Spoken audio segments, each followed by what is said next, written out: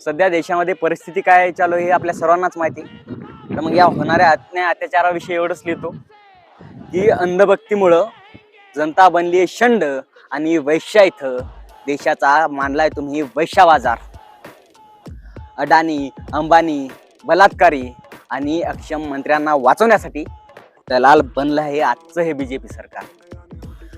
फक्त तुमच्या मोठमोठ्या घोषणा असतात सरकार, परंतु महागाई, बेरोजगारी आणि पेपर फुटीमुळे युवक इथं दररोजच होतोय बेजार.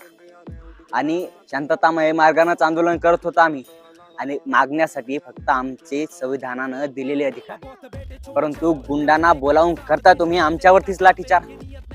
आणि काल जे सरन्यायाधीशांनी वक्तव्य केलं त्याच्याविषयी एवढंच म्हणाल की न्याय व्यवस्थेला हाती घेऊन करताय तुम्ही दररोजच्या लोकशाहीवरती बलात्कार.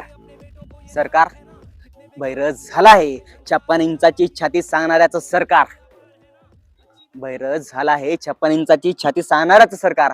आणि खरं बोलायचं झालं तर एवढंच म्हणेल की पाणी आता डोक्यावरनं गेलं आहे. आता तुमची ही दडपशाही इथला युवक खपून नाही घेणार.